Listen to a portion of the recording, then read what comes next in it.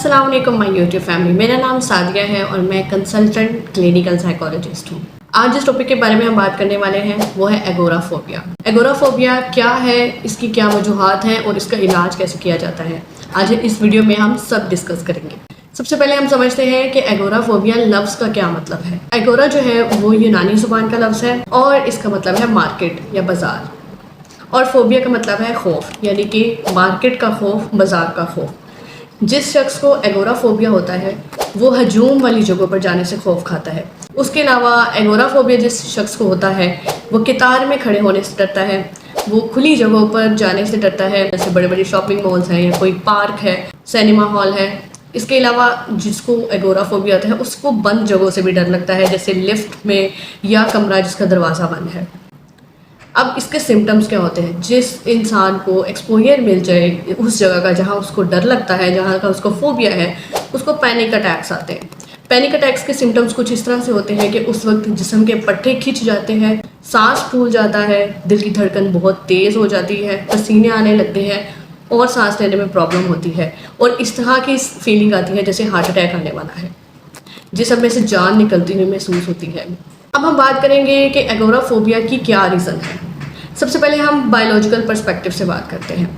Biological perspective के मुताबिक ख़ानदान में अगर कोई पहले बहुत ज़्यादा सेंसिटिव नेचर का हामिल रहा है, माहौल उसको बहुत जल्दी असरअंदाज कर लेता है, तो भी चांसेस है कि ख़ानदान में किसी को ये फोबिया हो सके। सीधी सी बात है, अगर जीन्स में या पहले ख़ानदान में किसी को इस तरह की बीमारी रह चुकी है तो ज़्यादा चांसेस है ख़ानदान में आगे इस तरह की बीमारी के बढ़ने के। हम बात करते हैं इन्वायरमेंटल फैक्टर की। अगर कोई शुरू से इस नेचर का मालिक रहा है कि वो बहुत ज़्यादा सेंसिटिव है या हर वक्त की छोटी छोटी चीज़ों से बहुत जल्दी मुतासिर हो जाता है और घर वाले उसको बहुत ज़्यादा पैम्पर्ड रखते हैं, तब भी ज़्यादा चांसेस है कि इंसान में एगोराफोबिया पैदा हो जाए। ये किस एज रेंज में ज़्यादा हो सकता है?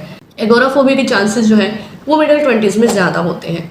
20 साल की उम्र के आसपास, 20 से 30 साल की उम्र के दरमियान एगोराफोबिया होने के चांसेस ज़्यादा होते हैं। आपके ज़हन में एक सवाल पैदा हो रहा होगा कि अगर एक इंसान को खुली जगहों से भी डर लग रहा है, बंद कमरे से भी डर लग रहा है, कितार में खड़े होने से डर लग रहा है, हजूम में डर लग रहा है, तो इन सब के खौफ को एक ही चीज़ का नाम क्यों दिया गया? इनको अलग अलग नाम क्यों नहीं दिया गया? इसमें कॉमन क्या है? देखिए, इसमें कॉमन है इंसान की सोच, थॉट्स।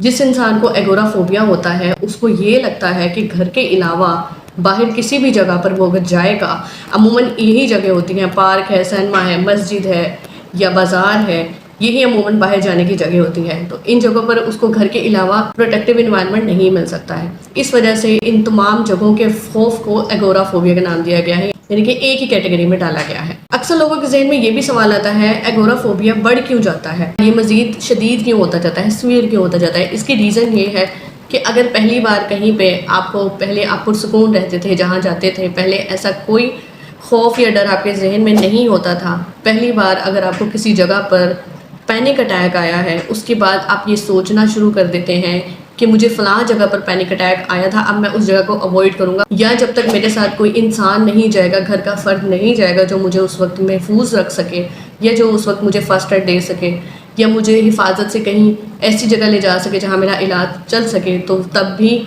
उसको ये सोच के उन जगहों को अवॉइड करता है। असल में रीज़न ये है कि इंसान जब अवॉइड करना शुरू कर देता है जगहों को, तब उसके अंदर ये सिम्टम जो है वो सीवियर होते जाते हैं। और इसकी एक और रीज़न है, अगर घर वालों को पता चल जाए मुतासरा शख्स फ़लाँ जगह पर जाने से उसको पैनिक अटैक आते हैं, घर वाले उसको ओवर प्रोटेक्ट करना शुरू कर देते हैं।